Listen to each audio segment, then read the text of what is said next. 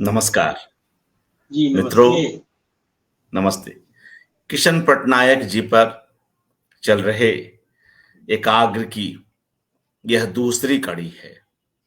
हम समर्पित राजनीति कर्मी, विचारक और लेखक किशन पटनायक जी की 52वीं जयंती 92nd बर्थडे पर यह एकाग्र आयोजित कर रहे हैं।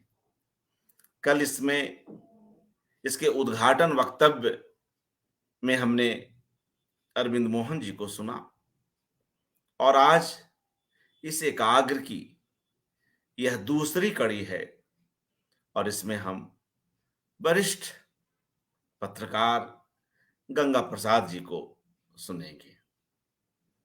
गंगा प्रसाद जी, मित्रों, किशन पटनायक जी से जुड़ी किशन पटनायक जी की कई पुस्तकों का संपादन किया है और आज की इस कड़ी में वे उनकी सामाजिक, राजनीतिक, सांस्कृतिक और आर्थिक दृष्टि पर अपनी राय रखेंगे और हमारे समाज में किशन पटनायक जी के योगदान पर भी अपनी बात करेंगे। साथ में उनसे जुड़ी हुई अपनी कई यादें भी हमसे साझा करेंगे। किशन पटनायक जी के जाने के बाद, उनके देहांत के बाद, उनके आलेखों के संग्रहण और संपादन का एक महत्वपूर्ण कार्य गंगा प्रसाद जी की ओर से संपन्न हुआ है। वे किताबें हैं बदलाव की कसौटी, संभावनाओं की तलाश, एक तीसरा रास्ता भी है। इन सभी किताबों का संपादन गंगा प्रसाद जी ने किया, जो अलग अलग अवसरों पर मूलतः या कहिए मुख्यतः किशन पटनायक जी के लिखे आलेखों का संग्रह है। और बाद में एक और महत्वपूर्ण किताब वाणी मंजरी दास जी की ओर से खामोशी तोड़ते वे दिन, इसका भी संपादन गंगा प्रसाद जी ने किया। तो ऐसे में इन पुस्तकों के निर्माण और इसके पीछे की तैयारी पर बात करेंगे। इन पुस्तकों पर वे क्रमवार चर्चा करेंगे और इनका क्या महत्व है, इसमें किस तरह की सामग्री है और वह सामग्री आज भी कितनी प्रासंगिक है, इन सब पर एक एक करके बात करेंगे। गंगा प्रसाद जी, जनसुलभ पुस्तकालय की ओर से, हमारी पूरी टीम की ओर से आपका हार्दिक स्वागत, अभिवादन। बहुत बहुत और मैं अनुरोध करूंगा कि इन पुस्तकों पर हम चर्चा करें। इसके पूर्व क्यों नहीं किशन पटनायक जी से जो आपकी भेंटें रहीं, जो बातचीत हुई, उसका एक जायजा हमारे मित्रगण लें और उसके बाद हम इन चारों पुस्तकों पर एक एक करके बात करेंगे। मगर सर्वप्रथम हम आपकी और उनसे हुई मुलाकातों की चर्चा करते हैं और वो किस तरह की बातें हुआ करती थी। किशन पटनायक जी की दृष्टि का स्वयं आपके व्यक्तित्व पर कैसा असर पड़ा, इन सब पर कुछ बताएं जी। किशन जी से मेरी मुलाकात कलकत्ता में हुई थी और अशोक सिसरिया जी के घर पर हुई थी। मैं उनके यहाँ जाता था, चौरंगी वार्ता का प्रकाशन शुरू ही हुआ था और किशन जी उसमें कलकत्ता अक्सर आया करते थे। वे तो हमेशा किसी न किसी शहर में, जिले में, राज्य में जाते रहते थे। तो दिल्ली से अगर उनको भुवनेश्वर जाना हुआ, दिल्ली से उनको केरल जाना हुआ, दिल्ली से उनको तमिलनाडु जाना हुआ या कहीं भी जाना हुआ तो कलकत्ता से होकर जाते थे। तो चौरंगी वार्ता से जुड़े थे और एक तरह से कहिए कि चौरंगी वार्ता के संस्थापक भी थे। उस जो लोग सारे थे उनमें वो भी एक प्रमुख थे। तो उनके यहाँ जब मुलाकात हुई तो उस समय तो मैं एक तरह से नौसिखुआ था। तो अशोक जी के यहाँ आते थे, उनसे विभिन्न मुद्दों पर चर्चा होती थी, मैं सुनता रहता था। लेकिन उस दौरान मैं तो बहुत ही एक तरह से कहिए कि कम उम्र का युवक ही था और कुछ जानना चाहता था। लेकिन वो जब हमसे थोड़ी-सी बीच-बीच में बातचीत करते थे, तो जैसे लगता था उनका व्यवहार जैसे होता है कि मैं भी उन्हीं की तरह जानकार हूँ। मैं एक दृष्टि होती थी कि हम उनके सामने बच्चे नहीं हैं। तो एक मैं उनसे पहली मुलाकात में मैं प्रभावित हो गया, फिर धीरे-धीरे मिलते रहे, बातचीत करते रहे।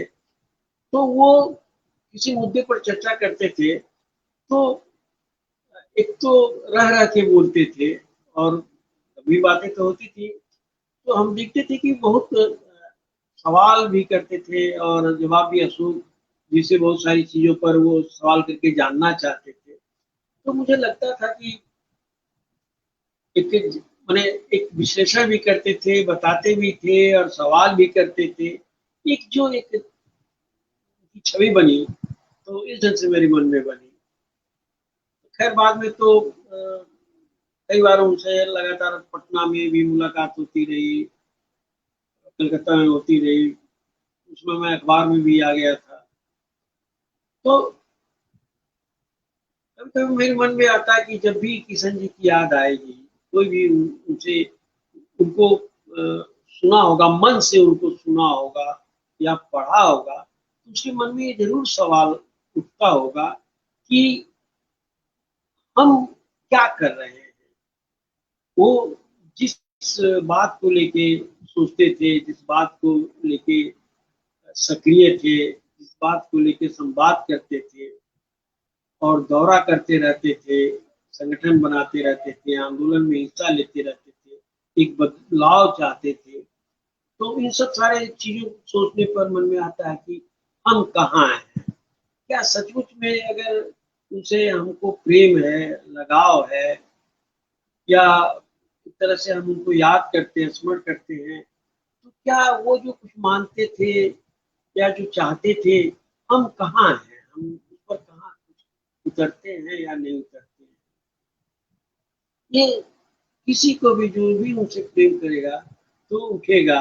जैसे वो जिस ढंग से रहते थे सादगी के साथ, नम्रता के साथ बातचीत करते थे, किसी मुद्दे पर वो सबकी सुनते थे और फिर अपनी भी राय रखते थे और ऐसे राय रखते थे कि जैसे उनकी राय सामने वाले व्यक्ति से महत्वपूर्ण नहीं हो, लेकिन है तो वो महत्वपूर्ण होती थी। तो हम कहाँ हैं? हम क्या उस सादगी से जी रहे हैं? वो जितना सक्रिय थे, क्या हम सक्रिय रहे हैं?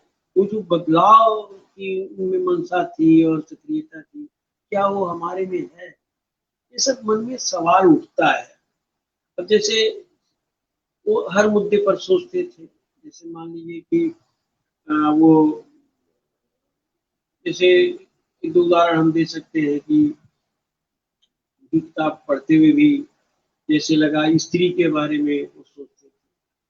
तो स्त्री के बारे में उनका कहना था कि जो जितनी भी लड़ाई हुई है, वो ज़मीन और स्त्री को लेकर हुई है। स्त्री के प्रति क्या समाज का, राजनीति का, देश का रहा है। और लोहिया जी तो जो कहते थे तो और सबसे बड़ी बात है कि वो जो सोचते थे वो वैसे ही वो जीवन उतारते भी थे। जैसे वाणी जी से जब भी बातचीत हुई या जो जानकारी मिली मुझे, तो उन्होंने कभी भी किसी महिला को सुंदर नहीं कहा। जैसे उनके बारे में कहा जाता है कि वो दिखने में सुंदर थे और जो सुंदर महिलाएं होती थी उनके प्रति आकर्षित होती थी, भी आकर्षित होते थे, ऐसी बात नहीं थी। लेकिन उन्होंने कभी किसी महिला को असुंदर नहीं कहा और उन्होंने कहा भी, वाणी जी को कहा भी। वाणी जी, उनकी पत्नी वाणी मंजरी दास, हम लोग वाणी जी कहते हैं। तो उनको भी उन्होंने एक तरह से प्रोत्साहित किया। वो अपने को मानती थी कि वो सुंदर नहीं है, लेकिन किशन जी ने कभी महसूस होने नहीं दिया और साथ निभाया। वो अलग प्रसंग है। महिलाओं के बारे में वो जब भी कार्यकर्ताओं से, महिला कार्यकर्ताओं से इतना सम्मान करते थे, अवसर देते थे, बातचीत करते थे, पहले जानकारी उनसे लेते थे, हर मुद्दे पर क्या जानकारी है। तो ये जो ये वो एक विस्तार देते थे, तो ये अपने आप में एक बहुत बड़ी बात थी। उनको देख के कोई भी कार्यकर्ता जब उनसे बातचीत करता था, तो नेता थे, लेकिन उसके मन में ये बात नहीं थी नेता थे, वो नेता से बहुत ऊपर थे, असाधारण थे, ये महसूस वो देते थे। अब दलितों के बारे में वो अब देखिए, वो आरक्षण के समर्थक उस ढंग से नहीं थे जैसे दूसरे लोग, आरक्षण के जो पक्षधर लोग हैं, जिस बढ़ चढ़ के बोलते हैं। वो ये मानते थे कि दलितों का, पिछड़ों का जो आरक्षण है, उसकी एक सीमा है, आरक्षण होना चाहिए। वो एक हथियार मानते थे विकास के लिए, प्रगति के लिए, योग्य बनने के लिए। वो ये मानते थे कि बताते भी थे कि संविधान में भी ऐसा प्रावधान है। ये भुनाने की राजनीति, आरक्षण जो जिधर से चल रही है, चाहे समर्थन में हो चाहे विरोध में हो, वो जो राजनीति चल रही है उसके बहुत खिलाफ थे वो। अगर उसके बारे में सुना जाए तो अम्बेडकर के भी वो करीब थे, वो मानते थे कि अम्बेडकर बहुत बड़े नेता थे। और वो जो कह रहे हैं, वो गांधी से जब वो तुलना करते हैं, तो साफ साफ कहते थे कि गांधी जी जैसे सुभाष बाबू को चुनौती नहीं उन्होंने माना गांधी जी, लेकिन चुनौती के रूप में उनको कभी नहीं लिया। लेकिन अम्बेडकर को लिया उन्होंने। पूना पैक्ट के बाद उन्होंने उनके प्रति जो दृष्टिकोण हुई दलितों के बारे में, तो बिल्कुल बदला उन्होंने। और उस समय उन्होंने जो दलितों के लिए किया, कार्य किया, दूसरे लोगों ने नहीं किया। दलितों के उत्थान के लिए या विभेद को खत्म करने के लिए उन्होंने, गांधी जी ने किया। गांधी जी ने महसूस किया कि अम्बेडकर, तो एक तरह से अम्बेडकर जो चाहते थे, जिस दिशा को परिवर्तन चाहते थे, समाज में एक चाहते थे विषमता टूटे, जो विषमता का सबसे बड़ा आयाम है जाति व्यवस्था, उसको खत्म करना चाहते थे।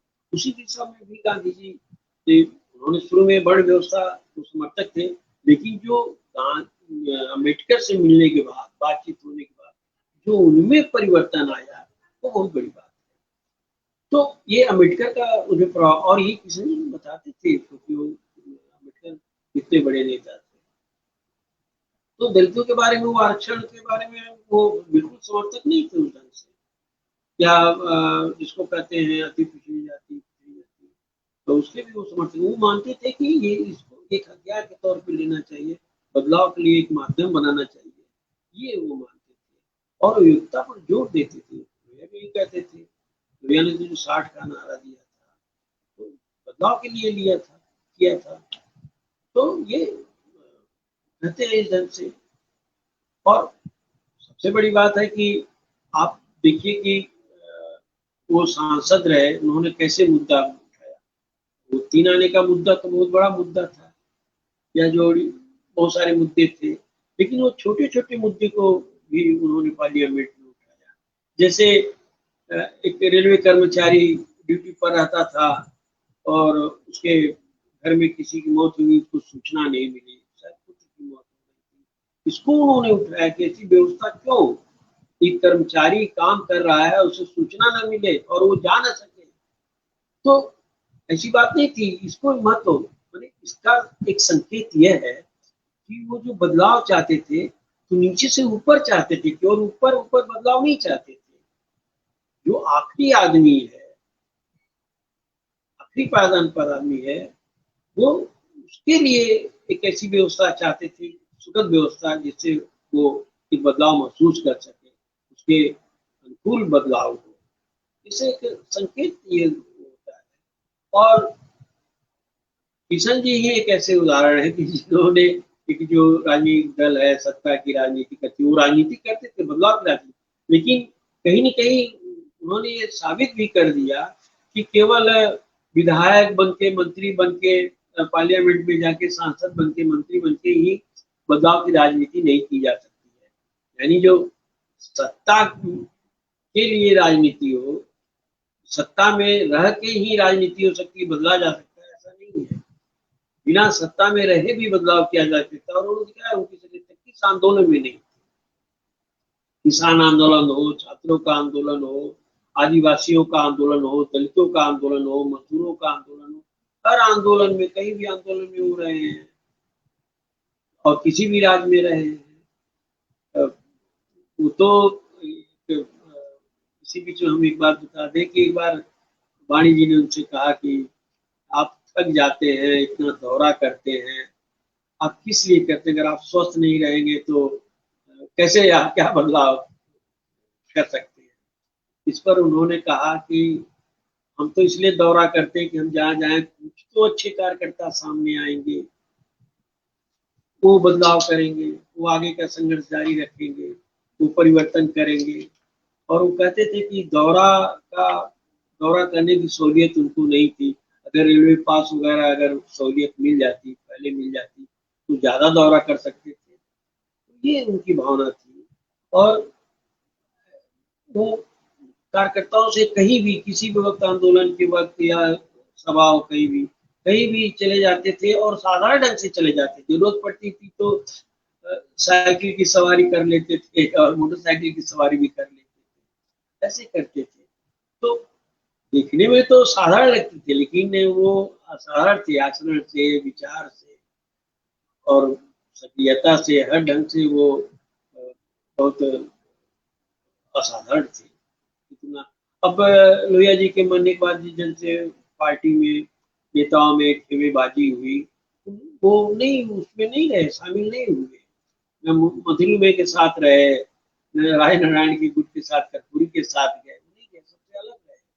और सबसे बड़ी बात याद दिला दें आपको कि जब इमरजेंसी, आपातकाल इमरजेंसी लगी हुई थी, तो उस समय ही उन्होंने कहा था, जब जनता पार्टी बनने की प्रक्रिया चल रही थी, तो उसी समय उन्होंने सोच कहा था कि जनता पार्टी में नहीं शामिल होना चाहिए। उन्होंने ये कहा था, तो कहा कि जनता पार्टी में शामिल होने का मतलब कि सोशलिस्ट जो सोशलिस्ट समाजवादी, सोशलिस्ट और समाजवादी में फर्क करते थे। सोशलिस्ट को वो ऐसे मानते थे भौतिक तौर पे, लेकिन वो भावना तौर पे समाजवादी मानते थे। सुश्री को मानते थे कि वो सत्ता के लिए राजनीति कर रहे हैं और जो बिना सत्ता में रहे बाहर से आंदोलन कर रहा है वो समाजवादी है। इसमें भी छोटी छोटी बात पर वो फर्क कार्यकर्ताओं को बताते रहते थे। तो अब देखिए जनता पार्टी की सरकार बनी, फिर जनता पार्टी में फूट भी हुई और क्या हुआ, सोशलिस्ट इधर के उधर हो गए। जिस ताकतों के खिलाफ लड़ाई हुई थी उन्हीं ताकतों के गोद में जाके बैठ गए सोशलिस्ट। ये हुआ। तो उन्होंने जो कहा था, बिल्कुल कहा था कि समाजवादियों में बहुत के ऊपर संकट लाया जाए, ये उन्होंने कहा था। और ये जो खेमेबाजी हुई लोहिया के निधन के बाद, तो उन्होंने अपने बल पे बहुत सारी तैयारी की। लोहिया विचार मंच बनाया, फिर समता संगठन का, फिर समाजवादी जन परिषद बनाया, और ये होते भी विभिन्न जो जमात के आंदोलन विभिन्न जगहों पर हुए थे, उसमें भी वो शामिल होते रहे। समन्वय समिति में राष्ट्रीय स्तर पर जो समन्वय समिति बनी थी, एक तरह से उसमें अगुवाई के नेता थे वो। और जैसे मान लीजिए कि नॉर्थ बंगाल में जो आंदोलन हुआ दलितों का, तो उसमें भी वो शामिल हुए। असम में जो आंदोलन चल रहा था, वहाँ पर एक बंगला भाषियों को भगाने का या स्थानीय स्तर पे तो उसके विरोध में साइकिल यात्रा भी दिल्ली से असम तक, गुवाहाटी तक की गई। तो नर्मदा बचाओ आंदोलन जो हुआ उसमें भी वो शरीक हुए थे, अम्बेडकर के साथ भी थे। केरल में जो दलितों का संघर्ष हुआ उसमें भी साथ थे। तो ये विभिन्न संगठनों में वो थे। तो सत्ता में तो थे नहीं, लेकिन जो संगठन में जाके आंदोलन में जो हिस्सा ले रहे थे, वो उनकी भूमिका कम नहीं थी, यही ढंग से कम आंका नहीं जा सकता है। और उसका असर भी था, ऐसा नहीं कि उसका भी असर नहीं हुआ। संघर्ष वाहिनी की ओर से जो संघर्ष चला था और जेपी के भी करीब हुए, तो ये सब संघर्ष करते थे। और वो कभी कभी अपने को अकेला भी महसूस करते थे। बिहार आंदोलन में उन्होंने जब जनता पार्टी बनी सरकार, तो बिहार आंदोलन के दौरान भी वो अपने को बहुत अकेला महसूस करते थे और उस समय ओम प्रकाश दीपक जी थे, उनसे शेयर करते थे। बाद में अशोक जी जैसे व्यक्ति से संपर्क में मैंने उनके साथ वो मिल के बातचीत करके अपना अकेलापन दूर करते थे। तो ये संघर्ष में तो आगे बढ़ते रहते थे, अकेला होते भी आगे बढ़ते थे। उनको ये परवाह नहीं थी कि उनके साथ है 1000 लोग, इस लोगों की सभा में भी वो उसी ढंग से बोलते थे, बातचीत करते थे, संवाद करते थे और 10-5 लोगों के बीच में उसी ढंग से संवाद करते थे, बोलते थे। और एक नेता कोई बन गया, माने सत्ता में आ गया, विधायक बन गया, जनप्रतिनिधि बन गया, सांसद बन गया, राज्यसभा में चला जाए या विधान परिषद में चला जाए, तो आप देखिए जितने भी समाजवादी नेता थे उनका पूरा हुलिया ही बदल गया। सांसद हुए नहीं कि विधायक हुए कि नहीं, पूरा पहनावा ओढ़ावा, आचरण, घर द्वार, सबका नक्शा बदल गया। लेकिन वो माने सांसद थे, क्या था वही थे। और सबसे बड़ी बात कि सांसद थे जो उनको उनका जो सरकारी क्वार्टर जिसको कहते हैं आवास मिला हुआ था, उसमें लोहिया जी के चाबी लोहिया जी के पास रहती थी। इतना साधारण मैंने कल्पना भी नहीं की जा सकती है आज के समय में। और उन्होंने जिस ढंग से जिया, अगर आज की पीढ़ी को बताएं तो ऐसा नहीं है कि पीढ़ी प्रेरित होगी, लेकिन कभी कभी उनको सपना सा लगेगा जिस ढंग से वो रहे, जिए, समय बिताए, आंदोलन किए।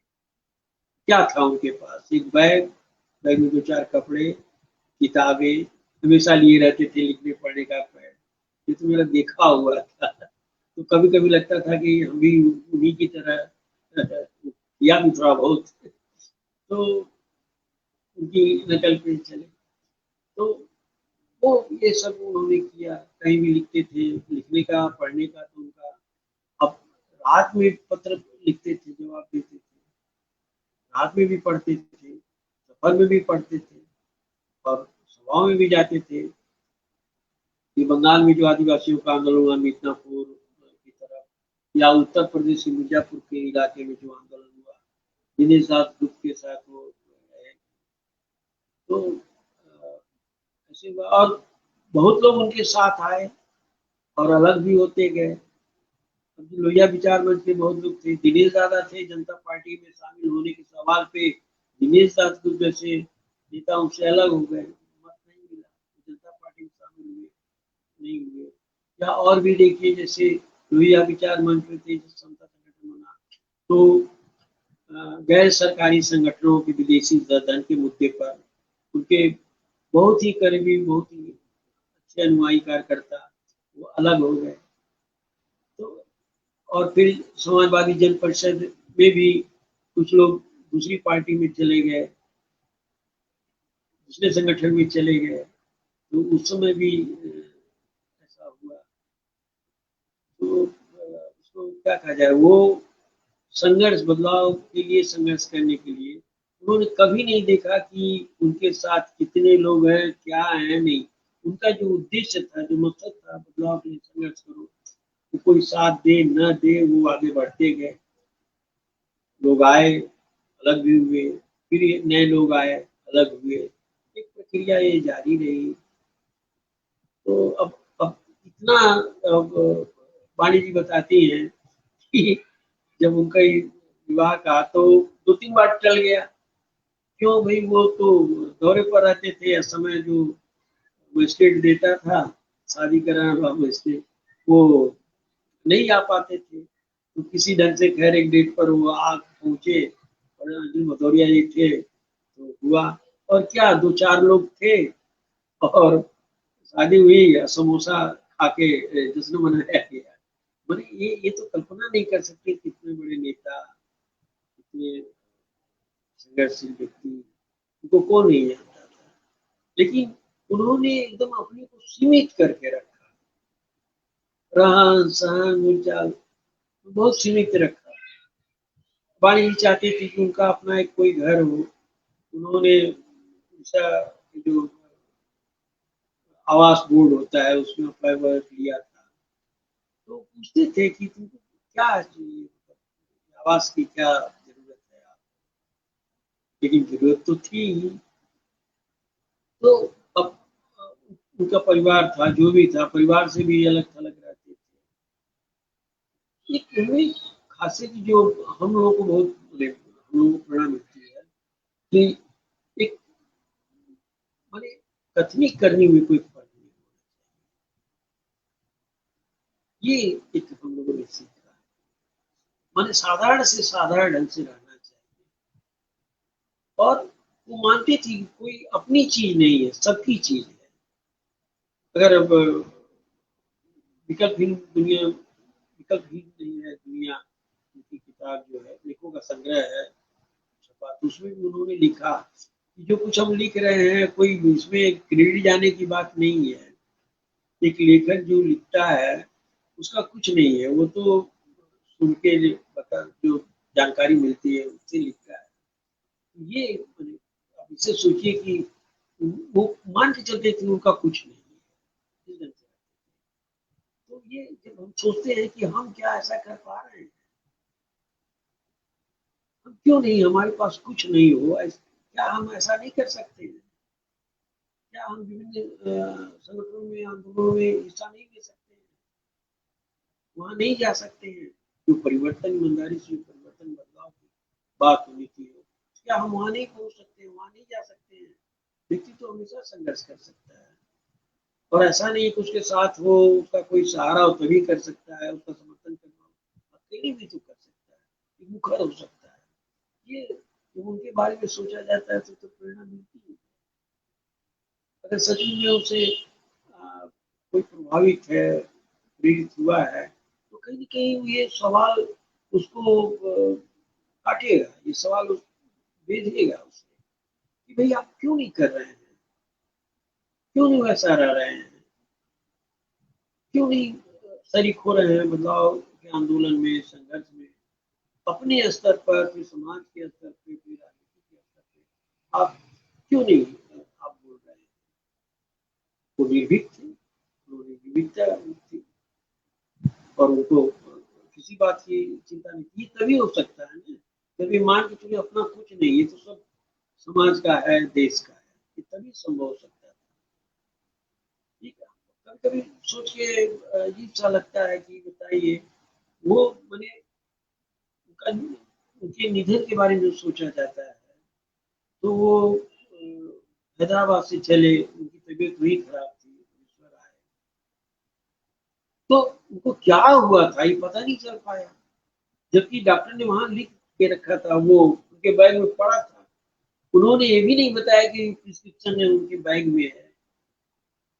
आखिर ऐसा क्यों? क्योंकि थोड़ा-सा ये सोच के एक मतलब व्यथा होती है कि आखिर उन्होंने बताया क्यों नहीं कि बैग में वो कागज़ है, प्रिस्क्रिप्शन है, जिससे डॉक्टरों को सहूलियत हो कि वो इलाज कर सकें। आखिर क्या बात है इससे? अंतिम दिनों में वाणी जी की उनको चिंता होती थी। वो पूछते थे कि जैसे पेंशन-वेंशन के बारे में वाणी जी चिंता करते थे। अब पेंशन का देखिए, उन्होंने शुरू में तो नहीं लिया जैसे दूसरे लोग लेने के लिए ललायत थे या लेते थे, वैसा उन्होंने नहीं किया। बहुत मित्रों के कहने सुनने पर उन्होंने लिया कि आपको ज़रूरत है और ये आपका हक है, तब जाके उन्होंने पेंशन लिया। उसके लिए कोई आपाधापी नहीं की उन्होंने। माने उसके बल पे हो रहे हैं, यानी वो अपनी माने जो अपने नाम का या एक पद का या जो इस ऊँचाई पर थे, उन्होंने कभी उसका हवाला देके कभी कुछ तो फ़ायदा उठाने की बात ही नहीं सोची।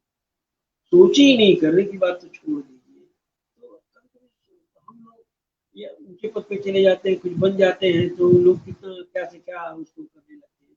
उनके बारे में ज़रा सोचिए कि वो उन्होंने तो कभी ऐसा नहीं किया। और ये तो एक सोचने की बात है, आज इतना भ्रष्टाचार है, बिना भ्रष्टाचार की राजनीति हो रही है और भ्रष्टाचार ने माने दोनों जुड़ा हुआ है, भ्रष्टाचार और राजनीति दोनों एक ही सिक्के के दो पहलू हैं। तो इस पर उन्होंने लगातार प्रहार किया। वो इसलिए प्रहार कर पाए और वो असरदार भी था, इसलिए कि वो उनका जीवन ही सादगी से भरा हुआ था, उनके पास इसलिए बाकी लोग जो बोलते हैं, एक तरफ भ्रष्टाचार बोलते हैं, तो लोग तो समझते हैं सच्चाई क्या है, दूसरी तरफ धन बनाते हैं।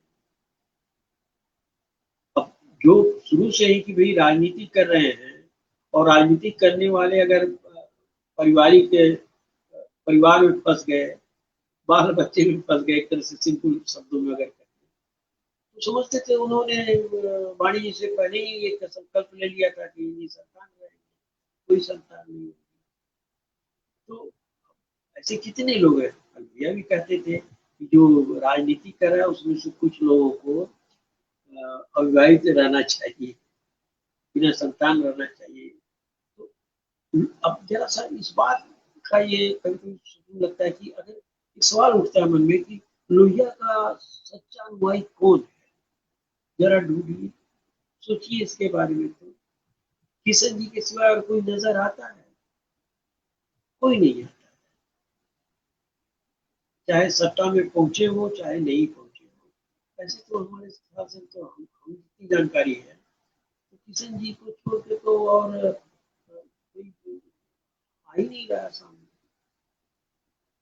तो लोहिया जी जो कहते थे, लोहिया जी की बातों को उन्होंने बल्कि अच्छा सा नहीं रखा, विजिटों की बातों को कोई नहीं रखा, बल्कि उसका विस्तार किया, नए नए परिभाषित माने समय के अनुसार, स्थितियों के अनुसार उसको नए ढंग से भी प्रस्तुत किया राजनीति में, उन्होंने ये किया।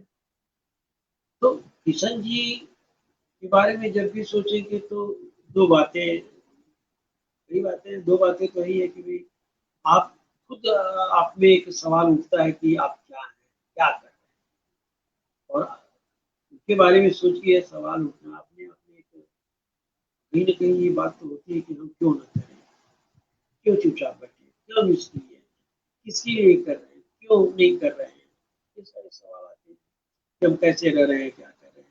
और दूसरी तरफ ये है कि किशन जी ने जितनी सक्रियता से सब जगह हिस्सा लिया, ये भी है कि भाई आप सक्रिय हुए। अब उनकी तबीयत खराब रहती थी, जमीन की भी शिकायत होती थी, लेकिन वो अगर समय दे देते कि यहाँ पहुंचना है, यहाँ जाना है, तो वो जरूर जाते थे, बीमार रहते हुए भी जाते थे। ये मतलब वादा जो लोग ये कहते थे कि वादा खिलाफी नहीं होनी चाहिए, तो उन्होंने तो ऐसा कहीं भी ऐसा उदाहरण आपको नहीं मिलेगा कि वादा खिलाफी कहीं नहीं मिलेगा। तो ये बहुत सारी बातें हैं जो अब उनके लेख अब चौरंगी वार्ता में जो उस समय लिखा, तो अगर चौरंगी वार्ता के लेखों को आप देखें, जो जिसको बदलाव की कसौटी उनके लेखों का संग्रह, उसमें चौरंगी वार्ता की सारी लेख, तो आप देखें कि उस समय की राजनीति के बारे में कांग्रेस जो कर रही थी, कांग्रेस का बोलबाला था, इंदिरा गांधी का बोलबाला था, तो पूरा प्रहार उन्होंने किया। इसी के साथ साथ समाजवादियों को भी चेताया कि आप कहीं ना फंसे कांग्रेस के चाल में, या आप एक विपक्ष की हो जाए। और लोहिया के निधन के बाद सब लोग लोहिया के उत्तराधिकारी मानते थे, उन्होंने कभी नहीं अपने पोजीशन से सामने रखा, पीछे ही रहे। तो उन्होंने लोहिया की बातों को या सिद्धांतों को, नीतियों को, रणनीतियों पर अमल करके जिस ढंग से आगे बढ़े, तो जो लोग ऐसा नहीं कर पाए, केवल दावा करते रहे, आज कहाँ है और ये कहाँ है, ये तो इतिहास तो पहले की बात नहीं, पता चल जाता है। तो उसमें तो उन्होंने जो समाजवादियों के बारे में जो जो कहा था, वही वही हुआ, बिल्कुल से साफ।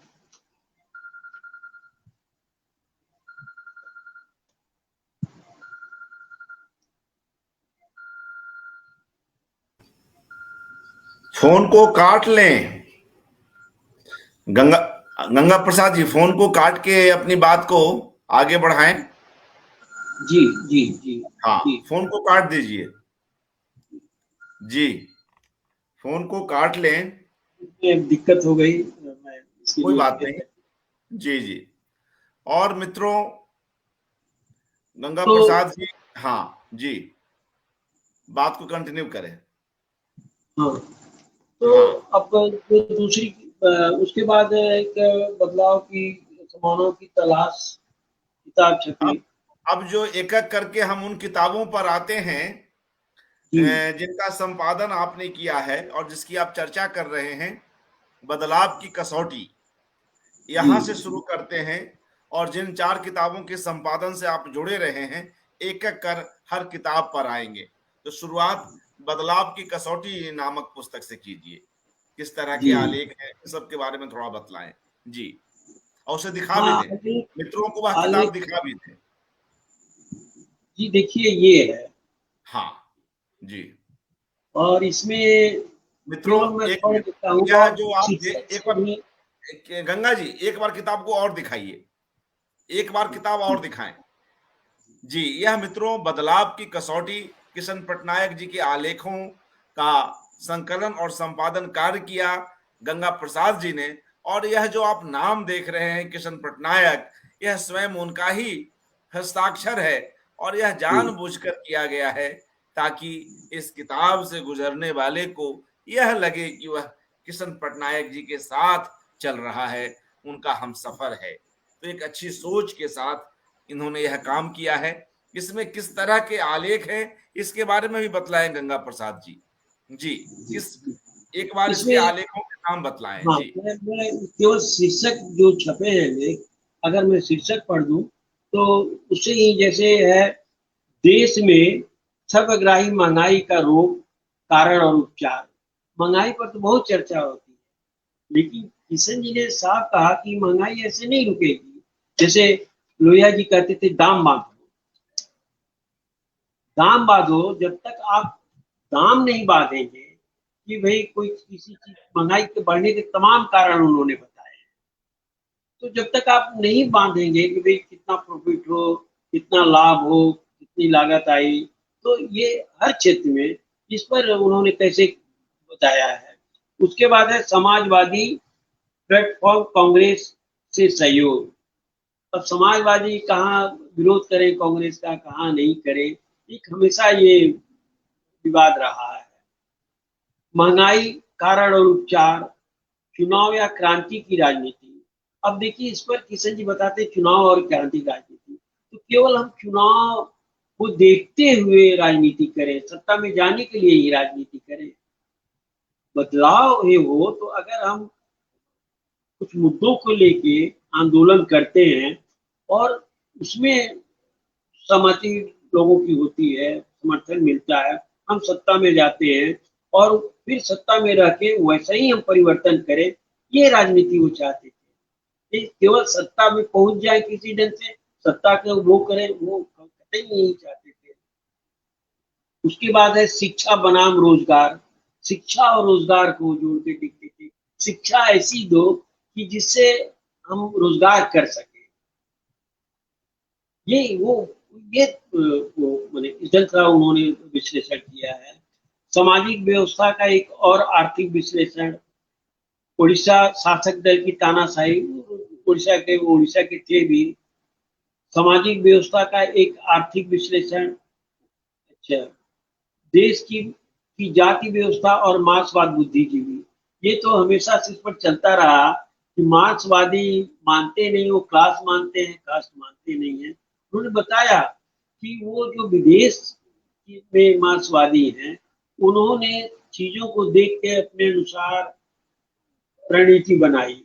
हमारे यहाँ केवल विदेशों में जो हुआ उसी को मान लिया। यहाँ की जो स्थिति है, जैसे जाति व्यवस्था को आप इनकार नहीं कर सकते, उसके साथ नहीं, मैंने जब तक उसको नहीं समझेंगे, परिवर्तन, असली परिवर्तन की बात आप नहीं कर सकते हैं। ये मार्क्सवादियों की कमियों को वो उजागर करते थे। ऐसे बहुत सारे से हैं। एक और है सांसद और मध्य वर्ग। अब देखिए, संसद और मध्य वर्ग बताते हैं कि क्या संसद में होता है और किसके लिए राजनीति होती है, किस वर्ग के लिए होती है। महंगाई पर इस किताब में बहुत उन्होंने लिखी उस समय। अच्छा, एक है क्या इंदिरा गांधी छिपी हुई कम्युनिस्ट हैं। पूंजीवादी गरीब और साम्यवादी तानाशाही का चरम समन्वय, कांग्रेस की जीत या विरोधियों की हार, बहुत सारे उन्होंने संपूर्ण क्रांति का मतलब, ये मैंने उस समय तो आंदोलन चल ही रहा था। तो ये ऐसे है। एक श्रद्धांजलि मैत्री, वो ओम प्रकाश दीपक के बारे में उनको कई दिन बाद सूचना मिली, तब उन्होंने जाके लिखा, और एकदम बिल्कुल मैंने एक मित्र के बारे में असहनीय जो होती है, वो लिख नहीं पा रहा है एक तरह से। कहा कि कितने कष्ट से याद कर रहे हैं। आप किसी आपके मित्र हैं जिसको आप चाहते हैं, उनका निधन हो गया, आप उनके बारे में क्या लिख सकते हैं? इतनी पीड़ा होती है अंदर से। वो तो बदलाव की कसौटी में केवल चरंगी वार्ता। और ये बता दें, किताब जब किशन जी की जीवनी पर, वो किशन जी जब थे, तो उन्हीं समय उन्होंने कुछ लिखा था अपने बारे में, और उनके करीबी लोगों ने और पढ़ वगैरह करके तो जीवनी छपने की बात थी। तो वो छपने की तैयारी थी, वाणी जी चाहती थी कि वो छपे, और वो सामग्री अशोक जी के पास थी। तो कलकत्ता उनके निधन, मैंने 2004 में निधन हुआ। उसके बाद वाणी जी अशोक जी के यहाँ सर जाया करती थी, तो वो चाहती थी किताब जल्द से जल्द छपे, और अशोक जी भी सोचते थे कि उस पर काम हो, लेकिन अशोक जी के साथ दिक्कतें थी। उनके करीब जो रहता था उसी के काम करने लगते थे, बीच बीच में जाती थी, नहीं हो पाया, और बाद में अस्वस्थ भी रहने लगे। तो अशोक जी का भी निधन हो गया, नहीं वो किताब हो पाई। तो वाणी जी ने और नवीन जी ने कहा कि आप जरा सा इसको देखता कीजिए, हमारे संजय भारती हैं, उन्हीं के पास सामग्री थी, पूछताछ गंगा जी, आवाज थोड़ी ऊंची रखें। जी आवाज जी। कुछ कम आ रही है। आवाज कुछ हाँ कम आ रही है। आवाज जी कुछ जी ऊंची रखें जी। जी। तो वो किताब छपी उसी दौरान, जब वो जीवनी किताब छपने की तैयारी हो रही थी, तो उसी समय ये चर्चा हुई। वाणी जी मेरे पास आई हुई थी, नवीन जी भी थे। ये हुआ अभी कि किस चरंगी किताब वार्ता में, अभी किस एक बार साथियों को बतला दें किस किताब की बात कर रहे हैं अभी। अभी मैं बदलाव की कसौटी के बारे में बातचीत कर रहा जी हूँ जी, ठीक कि है। कैसे। तो उस समय हमने बताया कि चरंगी वार्ता में उनके बहुत सारे लेख हैं, और चरंगी वार्ता कई फाइल नहीं है। तो चरंगी वार्ता तो मेरे पास आप ही कहिए कि फाइल है सर। तो और अशोक जी के पास ही, तो पता नहीं वो कहाँ चली गई, लेकिन मेरे पास ही, तो मैंने दिखाया, कहा कि इसमें तमाम लेख है, इसको लिया जा सकता है एक टिप्पणी के साथ। तो उनको खुशी हुई। तब इस ढंग से उन्होंने बहुत जोर दिया कि नहीं, ये जरूर छपना चाहिए। उसके बाद ये हुआ कि सामयिक को ये अशोक जी और सुनील जी सामयिक वार्ता में छपे लेखों के जो किताब, उनके लेखों का संकलन के रूप में किताब छापने की बात कर रहे थे। तो उस पर ये हुआ कि फिर बदलाव की कसौटी छप गई, तो उसके बाद जो है संभावनाओं की तलाश छपे।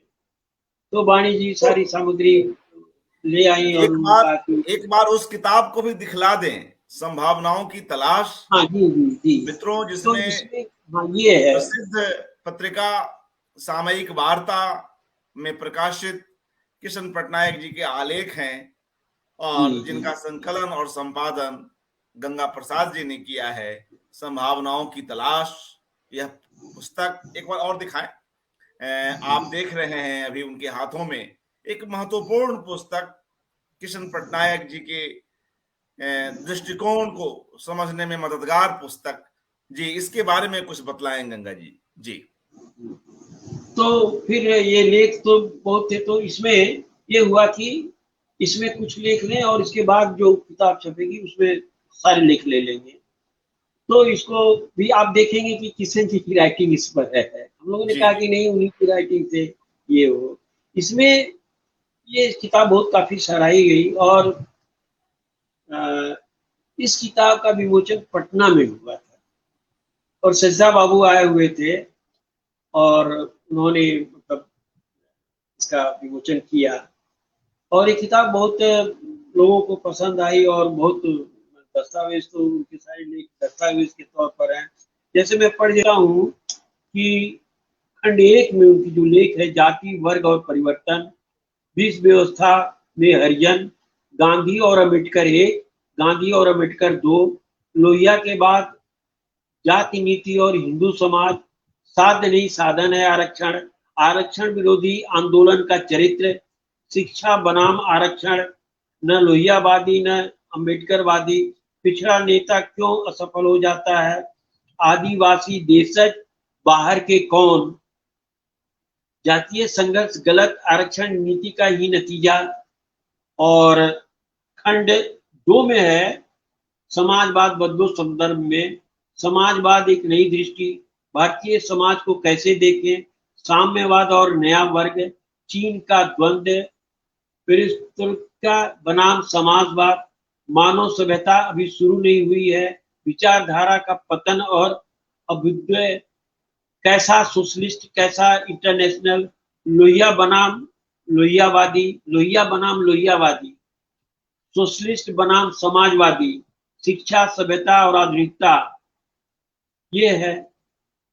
और किशन जी की कविताएं भी हैं, परिधियां, तो इस किताब में है। तो इस किताब को काफी सराही गई। और इसके बाद जो लेख बचे हुए थे, तो एक तीसरा रास्ता भी है, ये है एक तीसरा रास्ता। तो इसमें कई खंड हैं। एक में तो उनके लेख वगैरह हैं, भाग 1 में, भाग 2 में, भाग 3 में, भाग 4 में, भाग 5 में किशन जी के जो पत्रकार थे, वो जो एक तरह से उनको अपना मानते थे, उनके लेख वगैरह टिप्पणी है। और किशन जी की याद में जिन लोगों ने बाद में किशन जी के निधन के बाद जिन लोगों ने लिखा था, तो संक्षिप्त में कुछ लेखों को इसमें शामिल किया गया है। ये किताब तीसरा रास्ता भी है। इसमें एक जिक्र है कि ये तीसरा रास्ता भी है, ये लेख धर्मयुग में छपा था, एक लेख तो धर्मी भारती ने लिखा था, उसी का कुछ अंश लिया गया है। तो ये है। तो ये अब लेख तो किशन जी के बहुत है। ये तो जो छपे थे सामयिक वार्ता, और बता दें सामयिक वार्ता चौरंगी वार्ता बंद होने के बाद 77 में पटना से ही सामयिक वार्ता का प्रकाशन शुरू हुआ, और समता प्रकाशन का भी, समता प्रकाशन भी बना। तो उस समय, और उसमें लोकनायक जयप्रकाश की एक इंटरव्यू भी छपा था, वो काफी प्रसिद्ध भी हुआ था, काफी महत्वपूर्ण भी है। तो तमाम सामयिक वार्ता में लेख छपे, और सामयिक वार्ता अभी तक तो, अभी तो स्थिति कुछ अच्छी नहीं है, लेकिन भी निकल रही है। ये लेख है, और भी कई जगह का लेख छपा है। लेकिन अगर उन्होंने बहुत, जैसे मैन कांड में उनकी बहुत तमाम टिप्पणियां हैं, या संपादकीय है, या लेख भी है, वो है, या और भी तरह तरह के उनके भाषण हैं, उनको भी अगर एक जगह इकट्ठा किया जाए, तो उस पर भी किताब, अच्छी किताब बन सकती है। और ये जानकारी एक तरह से वो इतिहास का ही पन्ना माना जाए, दस्तावेज ही है सब, उस समय की स्थिति और उनके विचार। किशन जी केवल स्थिति नहीं बताते हैं, स्थिति में वो परिवर्तन, उसमें बदलाव करने के लिए क्या किया जा सकता है, क्या रास्ता हो सकता है, वो बताते हैं, दिशा देते हैं। ये खासियत है। आप उनकी कोई भी सामग्री पढ़ लें, स्थिति के बारे में, मुद्दे के बारे में चर्चा करते हुए वो ये बताते हैं कि इस समस्या का समाधान भी क्या है, समाधान का भी रास्ता वो बताते हैं। ये तभी संभव हो सकता है, कोई भी बुद्धिजीवी तभी बता सकता है जबकि वो उसमें बिल्कुल घुल मिल गया हो, संघर्ष करता हो। वो उनके हमेशा वो कुछ न कुछ सोचते थे, पढ़ते लिखते थे, और समस्याओं के बारे में समाधान भी करते थे, रास्ता भी बताते थे। लेकिन हिंदुस्तान का एक दुर्भाग्य है कि ऐसे लोग हमेशा उपेक्षित भी रहे हैं। और आज भी अगर कहा जाए तो सचमुच में किशन जी को जिस ढंग से याद किया जाना चाहिए, नहीं किया जा रहा है। या उनके जो बहुत करीबी लोग हैं, जो अपने मन में सवाल उठाते होंगे, उम्मीद है सवाल उठाते होंगे, कटुता होगा कि भई हम आज कहाँ हैं? अगर उन्होंने जो कुछ बताया है, अगर कुछ भी हम लोग करते, जो उनके करीबी रहे वो करते, तो परिवर्तन की दिशा में एक कदम माना जा सकता है। तो ये नहीं हो पा रहा है, ये बहुत ही दुखद है। वाणी जी के बारे में लोग नहीं जानते थे, वाणी जी केवल लोग चाहे वाणी पति, क्योंकि लेकिन देखिए किशन जी, वाणी जी ने बातचीत से उन्होंने उनका जो मन बनाया था वाणी जी का, कभी भी उन्होंने किशन जी का नाम अपने साथ उस ढंग से नहीं जुड़ा कि उनको फायदा हो, कभी नहीं। ये मैंने आज के जमाने में ये मैंने सोचा भी नहीं जा सकता है। कभी भी मैं उनके साथ मंच पे नहीं बैठी, कभी भी दूर ही दूर रही। और नौकरी भी ऐसी थी, किशन जी अलग थे, वो अलग थी, तो कभी भी नहीं। ये किशन जी ने ही उनका मन बनाया था, उन्हें एक तरह से तैयार भी किया था, और वो भी किशन जी के प्रति समर्पित थी। तो अब वाणी जी जो जीवनी है पढ़ के तो हमने भी कल्पना नहीं थी उनकी जीवनी, उन्हें इतनी संघर्ष, आप पढ़ेंगे तो कदम कदम पर चलकर, जैसे हम उदाहरण बता दें उनकी किताब का भी बता दें, ये जरा सा आप देख लीजिए, कवर है,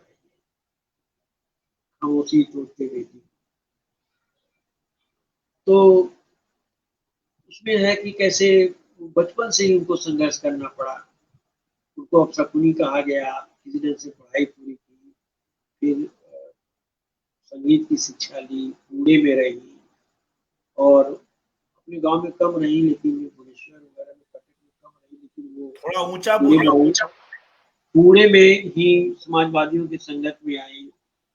तो उसके कारण जगन्नाथ दत्ते, इंदुमती केलकर, और तो उन्होंने वहाँ जो एक उनको लगा कि वहाँ एक नर नारी में समता है, युवक एक साथ चल रहे हैं, एक साथ खा पी रहे हैं, घूम फिर रहे हैं, तो उनके मन में एक साहस आया। और फिर उसके बाद संगत संगत से तो वो उसको परिवर्तन होता है। फिर उसके बाद कैसे उन्होंने अपना फिर फिल्में में कुछ गाना वाना गाया, पैसे के लिए भी अभाव था, इसके लिए भी उन्होंने अपने भाइयों को पढ़ाया, बहनों को पढ़ाया, वो भी संघर्ष था उनके साथ। तो जब उनकी शादी की बात आई तो उन्होंने शुरू में तो तय किया था कि शादी नहीं करेंगे, लेकिन किशन जी के संपर्क में आने के बाद उनका मन बना। और किशन जी ये उन्होंने जो पत्र लिखा, और फिर तो उससे वो प्रभावित हुई, और किशन जी भी प्रभावित हुए। तो फिर शादी हुई, बड़ी सादगी से हुई। शादी के बाद फिर एक संघर्ष वाला जीवन रहा, वो अलग, किशन जी अलग। किशन जी जाते थे, तो किशन जी जाते थे, उनकी जो आवश्यकता होती थी, टिकट कटाना, कहीं भेजना, उनकी व्यवस्था कर देना, वो करती थी। और किशन जी जब जाते थे, जहाँ भी जाते थे, जहाँ वो रहती थी, तो वहाँ उनके साथ उनके कार्यकर्ता भी जाते थे, उनकी भी देखभाल करती थी, और वैसे देखभाल करती थी कि जैसे वो परिवार का ही सदस्य है।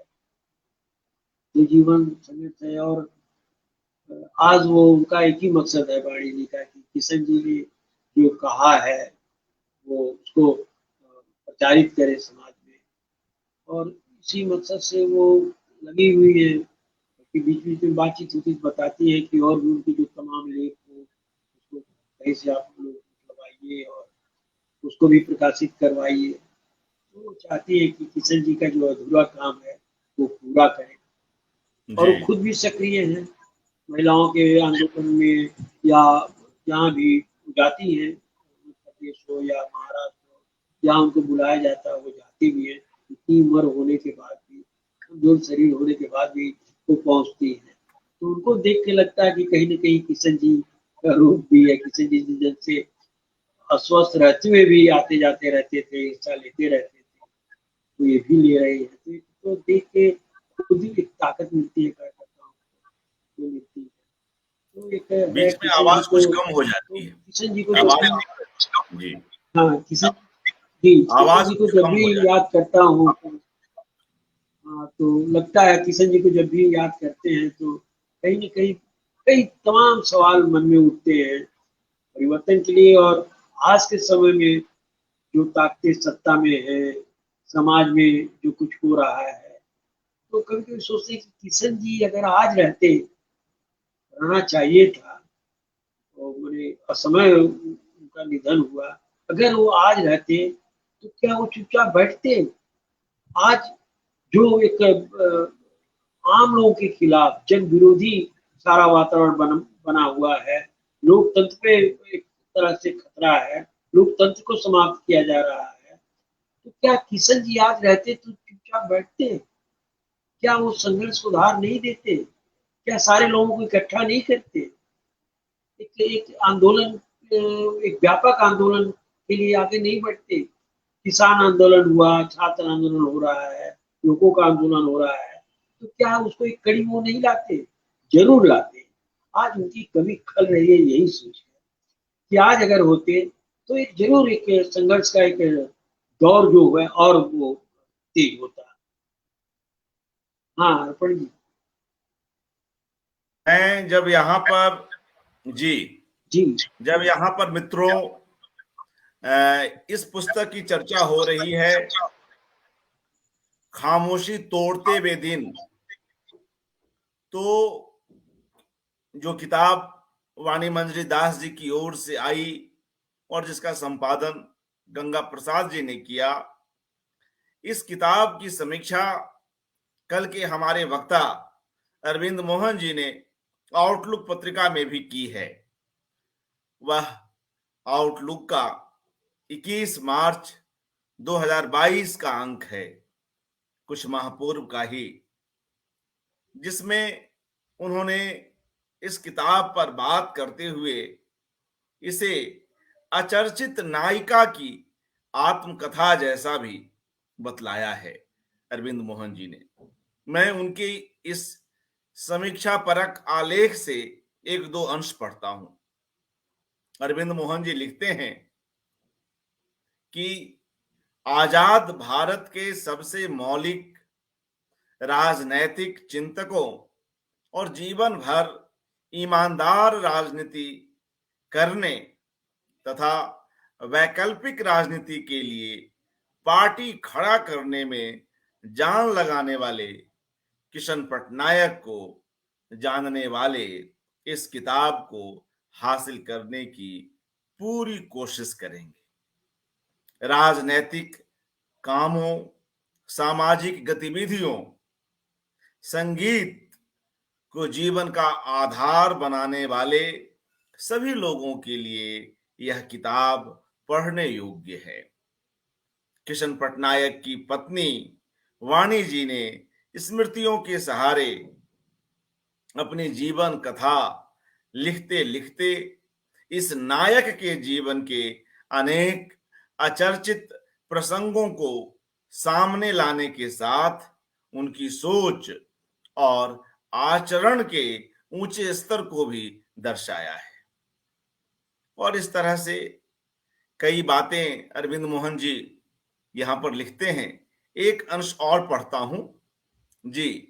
अपने को स्टेबल कर लें गंगा जी, अभी आपकी अपने को स्टेबल कर लें, तब तक मैं एक अंश और पढ़ता हूं। मित्रों, इस किताब में खामोशी तोड़ते हुए दिन, वाणी मंजरी दास, संपादक गंगा प्रसाद, इस किताब में कई ऐसी बातें हैं जिसमें हम किशन पटनायक जी के जीवन से जुड़े कई अनछुए प्रसंगों को जानते हैं, उनकी पत्नी की ओर से भी। आगे अपने इसी आलेख में, इस पुस्तक पर लिखे आलेख में अरविंद मोहन जी लिखते हैं कि इस किताब का मुख्य आकर्षण है किशन जी के साथ बिताए जीवन के ब्यौरे, किशन पटनायक की सोच और व्यवहार के किस्से और उनके समकालीनों के आचरण की कमी बेसी की कहानियां, जो दिल्ली से लेकर भुवनेश्वर, रांची, संबलपुर, बरगढ़ और पुणे, मुंबई तक से जुड़ी हैं। इसमें कई चेहरे बेनकाब भी होते हैं। हालांकि वाणी जी ने ऐसे किस्से ज्यादा विस्तार से नहीं बताए। स्मृति के सहारे लिखी और हिंदी में पूरी तरह प्रवीण न होने के चलते एक आध जगह तथ्यात्मक चूक या विवरण का आगा पीछा भी हुआ है। लेकिन वाणी जी ने बहुत चीजें देख जानकर भी समाजवादी आंदोलन के अनेक कथित नायकों के व्यवहार के ज्यादा किस्से नहीं दिए। और इस तरह से कई ऐसी बातें हैं जो इस पुस्तक को महत्वपूर्ण बनाती हैं। अरविंद जी आगे लिखते हैं, कुल मिलाकर यह किताब उन सभी को देखनी और जरूर पढ़ने चाहिए जिनकी रुचि समाजवादी आंदोलन, 74 के बाद के जन आंदोलनों, किशन पटनायक और उनके समकालीनों के जीवन में है और वे इसे पढ़ना समझना चाहते हैं। साथ ही सुदूर ओडिशा के एक सामान्य परिवार में जन्म लेकर और अनेक तरह के भेदभाव को लांघ कर अपना जीवन बनाने और किशन जी समेत दसियों लोगों को सहयोग देने वाली एक महिला के आत्मसंघर्ष को जानना है तो यह पुस्तक उन लोगों के लिए है। एक महत्वपूर्ण टिप्पणी अरविंद मोहन जी की ओर से जो मैंने आप मित्रों के लिए यहाँ पर रखी। और मित्रों, समय भी हो गया है और गंगा प्रसाद जी का कनेक्शन कुछ गड़बड़ भी हुआ है, अभी भी हमसे दूर हो गए हैं। उनकी बात भी कमोबेश पूरी हो ही गई थी।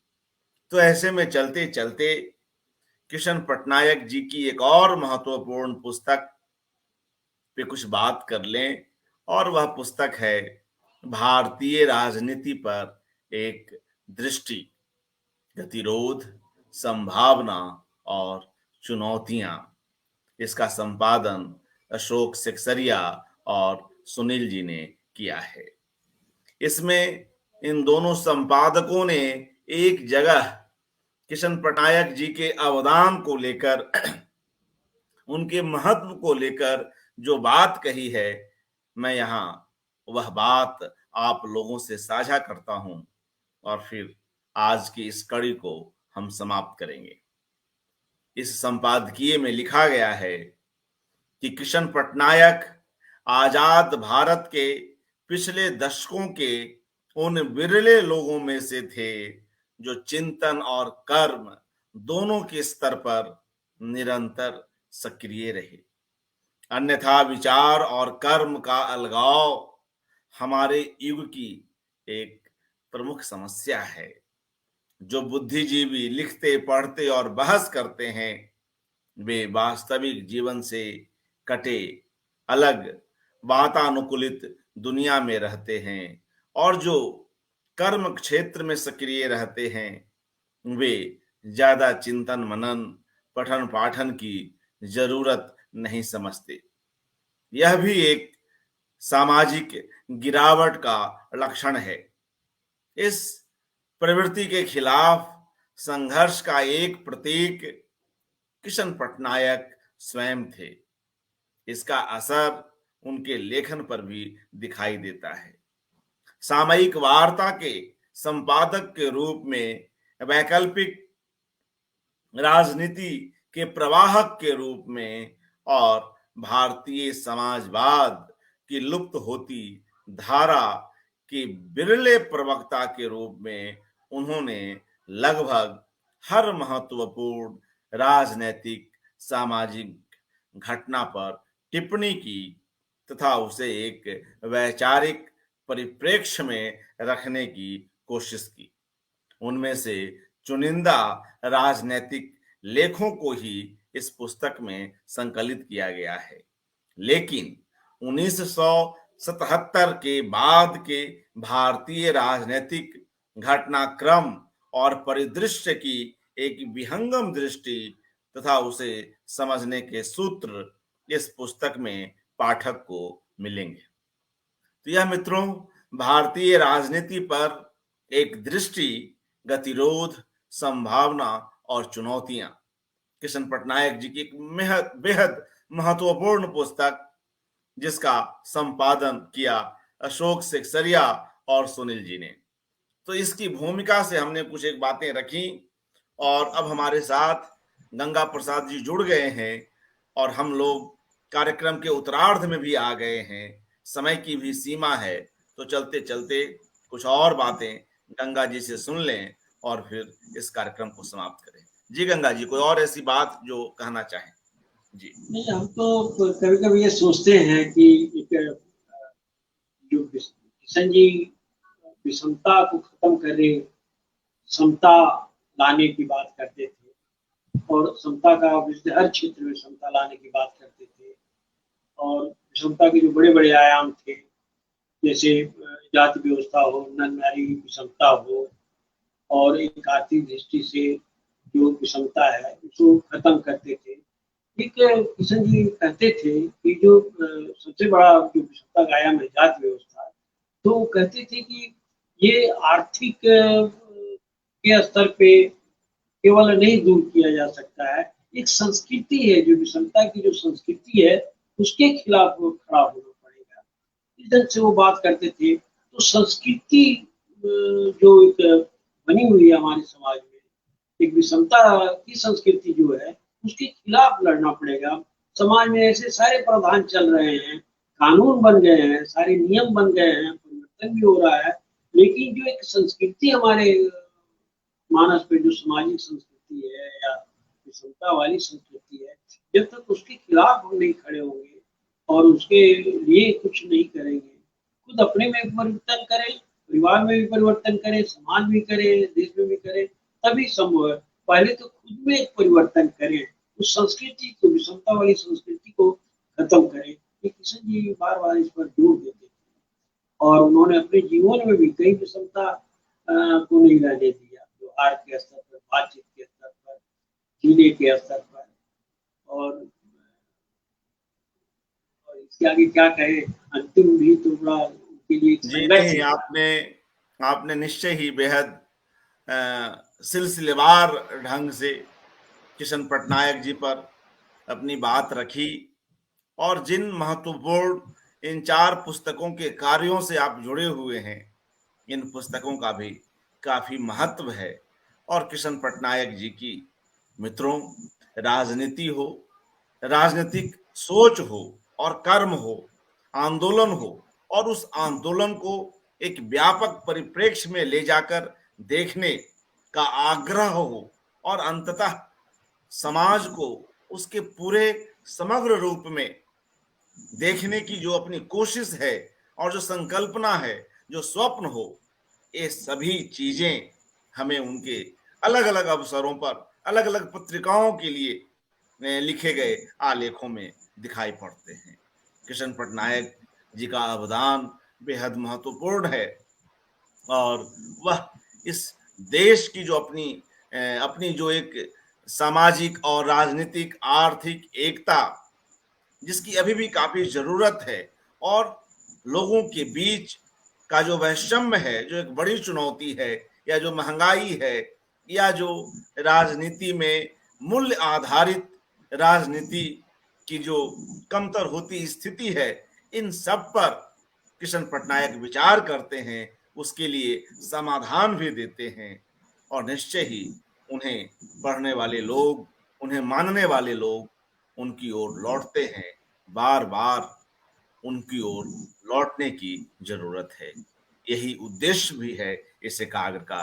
गंगा प्रसाद जी, आप इस कड़ी में आए, आपका धन्यवाद। और तमाम मित्रों का जो इस आपका मैं कार्यक्रम को आभारी देख हूँ। रहे हैं, बहुत बहुत धन्यवाद आपको। और मैं यही चाहूंगा कि जो लोग देख रहे होंगे प्रोग्राम को या कार्यक्रम को, वो किशन जी को थोड़ा भी अगर मन से प्रेम है किशन जी के प्रति, तो किशन जी ने जो कुछ कहा है थोड़ा बहुत अपने जीवन में उतारे। हम यही जी, आशा रखते हैं, उम्मीद रखते हैं परिवर्तन के लिए। बहुत बिल्कुल। बहुत धन्यवाद, नमस्कार। वे स्वयं किशन पटनायक सादगी के और उच्च विचारों के प्रतीक थे। जैसा कि गंगा प्रसाद जी ने भी कहा कि चाहे वे गांधी हों, चाहे लोहिया हों, उनके बाद जिन कुछ एक चुनिंदा लोगों में हमें एक बिल्कुल समाज के लिए स्वयं को आत्मोत्सर्ग कर देने वाली छवि दिखाई पड़ती है, वह निश्चय ही किशन पटनायक जी में है। और उनके तमाम किस्से, उनके विवाह के, उनके परिवार के, उनके रहन सहन के, कल भी और आज की भी इस कड़ी में हम देखते हैं, और इसे हम स्पष्ट रूप में महसूसते हैं, जानते हैं कि वह व्यक्ति किस तरह का था और उसका अपना स्वप्न इस पूरे देश को लेकर कैसा था, जो कभी रुका नहीं, कभी थमा नहीं। कल मित्रों, एक अगली कड़ी में, तीसरी कड़ी में हम किशन पटनायक जी को लेकर कुछ और नई बातें जानेंगे। तब तक आप सभी लोगों को नमस्कार, शुभ रात्रि।